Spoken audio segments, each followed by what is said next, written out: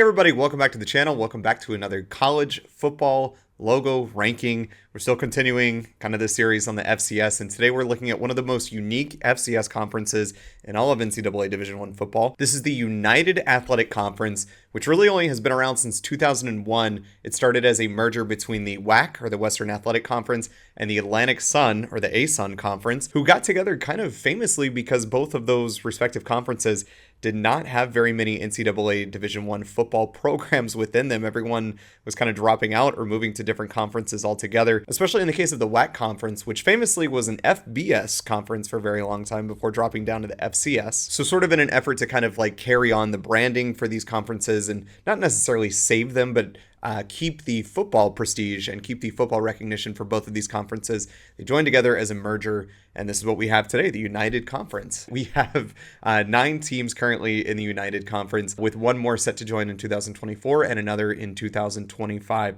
So it gives us a total of 11 logos to talk about today. As always, we're going to start with what I consider the worst in the league, and we're going to go to the first. Again, these are all my opinions, and you can sit back, kick back, relax, and enjoy the United Conference, starting with team number 11, logo number 11. It's going to give us the West Georgia Wolves. This is one of the teams that I mentioned is set to join.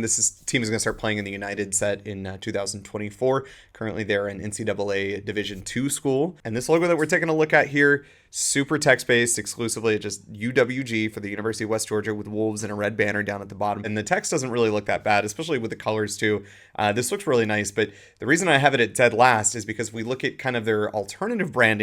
We can see they focus more on just the wolf itself, and the actual wolf is really cool. Like, he's pretty ferocious looking and tough. It's the reason that he's in the thumbnail for this video. Like, he looks awesome. Dude, you know, I don't want a reading assignment. I don't want to see the text. I just want to see what your team is. I think that always stands out so much stronger. Like, I even found on their football helmets, they just have this logo instead of just showing a damn wolf, which looks way cooler. Like, the colors on this are pretty great, but that's kind of where the story ends, because I just want to see the wolf. I don't care about the text. I just want to see the wolf. And at number 10, quite similarly, we've got Eastern Kentucky. We can see that what they're using for their primary logo is just an EKU. And it doesn't look bad. You know, it's kind of got like this line underneath to kind of give it more of like a flowing motion, showing that it's kind of going somewhere, and it's got like a swiftness and an energy to it. Their kernel guy is also pretty interesting, and so we do see different alternative kind of logos where, you know, we've got the EKU plus the kernel either kind of on the side up here, or, you know, on top of the EKU, and that looks pretty good too. And they use this kind of integration quite a bit for their actual branding, showing the EKU and then also having the kernel as well. We can see that in kind of the history of their logo, but I think that they just really haven't found a great way to use an integration with the kernel and the text of EKU pretty consistently. It's kind of just always been sort of one or the other. Are we going to use the text EKU, or are we going to use the kernel? Interestingly, on their football uniforms and their helmets, they're using a different sort of EKU text-based logo, and I actually like it a lot better. It has got a couple little bars to it that show just even more kind of motion to it, and I think that looks a lot cleaner than what we're looking at here, which isn't bad, but just not super interesting. At number 9, bit of a surprise even to myself when I was putting these together. This is the University of Central Arkansas, home to the Bears. Purple and white with some black, a little bit of gray. Excellent color combination. We're actually going to see a lot of purple throughout this conference. There's a ton of it, so stay tuned for that. Historically, I think that their logos that they've used have just looked a little bit more interesting and have been a little bit more exciting than kind of what we see today, which looks a little bit just kind of generic. Like, this kind of looks like a bear that you might see in a created team. If you were playing like any video game, this looks like a very generic logo. And they've also just really focused on so much text throughout their logo. Like, University of Central Arkansas is a bit of a mouthful to say. So again, this is a very cool logo, but I just kind of have it ranked a little low because it just looks a little too generic, and then there's just way too much text that they're using throughout some of their logo and their branding. It's just too much. I don't need a reading assignment here. But at the end of the day, I do still love this logo. I have driven through Conway, Arkansas 100 million times because my family lives in Western and Central Arkansas, and Conway is kind of right there in the middle. And I like this school so much that I wound up wearing their t-shirt at a Colorado Rockies game for no reason. At number 8, we've got Tarleton State University. This is a team that kind of made a similar move from a lower NCAA division level up to Division I. And so many of you might be kind of seeing this for the first time, this team, hearing about them, but I can almost guarantee you've seen this logo in some way or another, because the teams in Texas really have this sort of affinity of using their logo in front of the silhouette of Texas. And why not? It makes sense. We're going to see 2 logos like that in this conference alone. 2 more, so there's 3 total. But it's one of those things where teams in Texas really take a lot of pride in being from Texas, and the state of Texas is a very recognizable silhouette. And also just, there is a lot of like pride just being Texan and being from Texas. What's so great about dumb old Texas? What did you say? Texas is dumb? Don't you dare take the name of Texas in vain!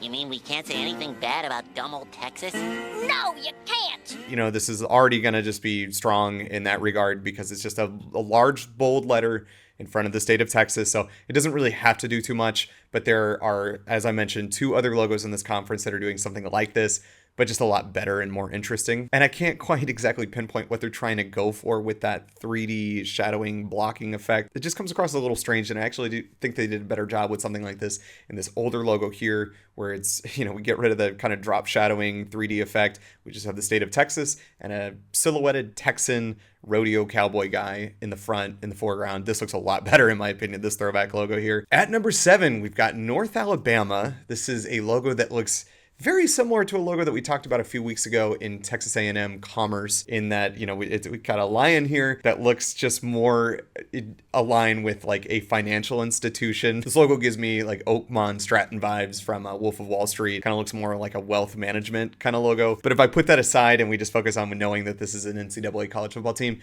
purple, awesome color there.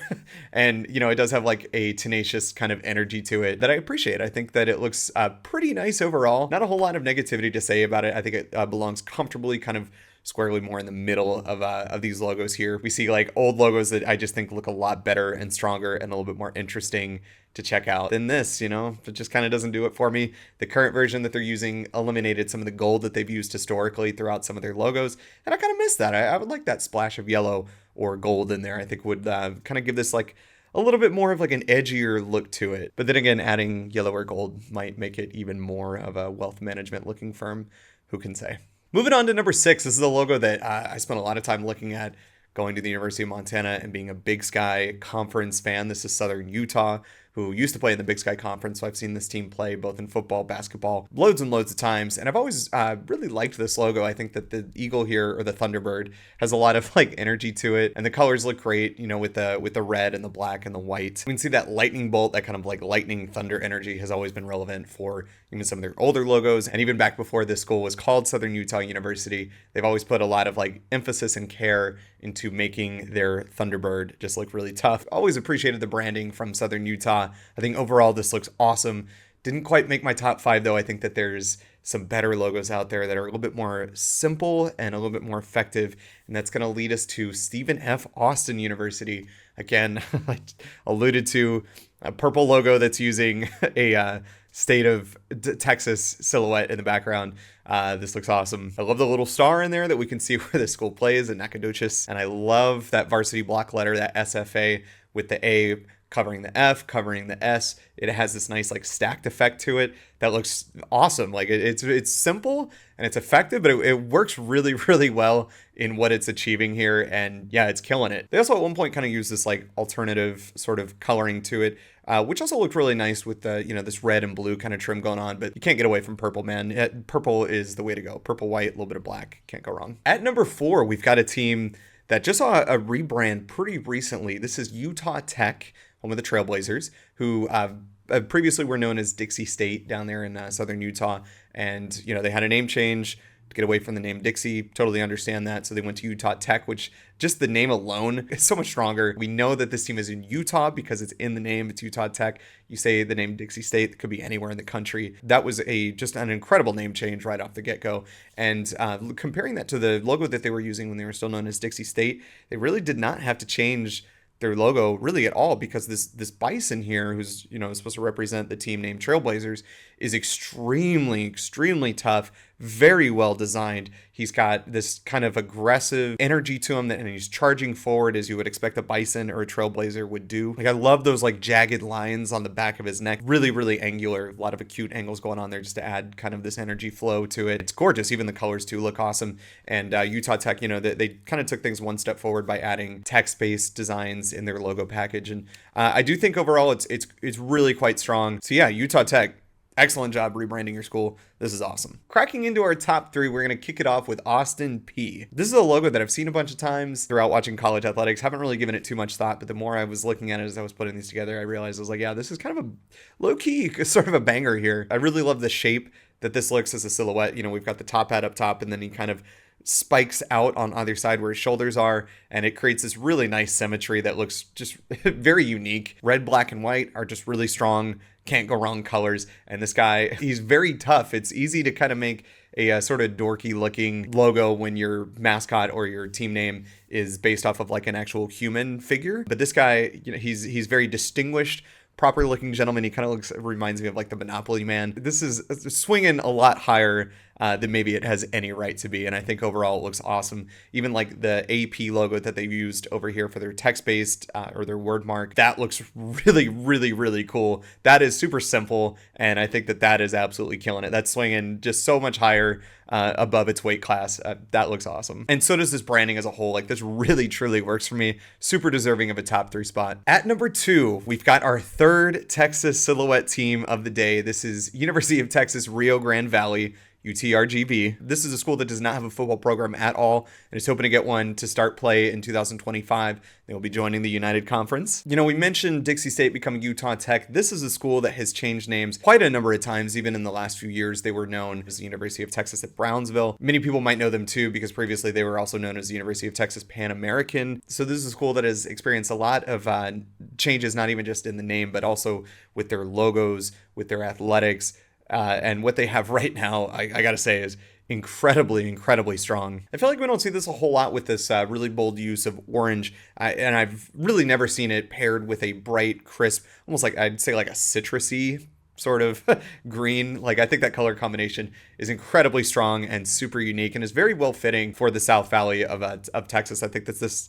just is like a natural fit, both in even like in the team name. Again, it's kind of like a sure recipe if you just use the silhouette of Texas and put your school name or like a mascot right in front. And this also has the little star to indicate where the school is located. So we've seen this. It's a winning formula and it works very well. And the football helmets, we got a sneak peek of those. They look incredible, just beautiful again with the color use. This school, when they get a football program, it's gonna be a big deal. I'm quite excited. A couple years from now, we're gonna be seeing football down there in the Rio Grande Valley of Texas. And the number 1 logo, in my opinion, for the United Athletic Conference, we're gonna keep it in Texas. We're going to Abilene Christian University, home of the Wildcats. This has kind of the best of everything when we're talking about a logo that includes both the name of the school in a simple, easy to read format, ACU for Abilene Christian, and a ferocious looking mascot. This Wildcat popping out is extremely tough. Purple and white, again, beautiful color combination. We've seen it, I think, 5 times now. Definitely my favorite in the United Athletic Conference, which has seen some great logos over this ranking here. Not a whole lot of misses, truth be told. There's some really good stuff, but this ACU, putting Abilene, Texas on the map. This is quite a logo. Good job. And y'all, that's going to do it for the United Athletic Football Conference. Again, I hope this is a conference that's here to stay for a while, but it would be cool to see the ASUN and the WAC sort of, I don't want to say split, but go off and show their own unique success. For right now, this athletic conference, this united conference between the two, is doing a lot of good for both of those conferences, for the WAC and the ASUN, and it's doing a whole lot of good for these programs that we've just looked at today. And I'm hoping your team got put in a respectful place for you. Let me know down in the comments which of these teams or schools or logos are your favorites. Let me know what leagues and logos you'd like to see ranked in the future. Again, I do have an ongoing list of leagues and logos that I want to highlight and focus on. I want to get through the FCS while we're here in the thick of the playoffs. Montana Grizz. Again, this video is going up on Saturday, so by the time you're watching it, they'll either have beat Furman or lost. So I'll either be in a great mood or kind of a crappy mood when this video goes up. But regardless, I hope you enjoyed this. If you did, go ahead and consider liking and subscribing. Know that I will see you in next Saturday's video, and I look forward to that. So take care, guys. Thanks for clicking. Thanks for hanging out. We'll see you in the next one.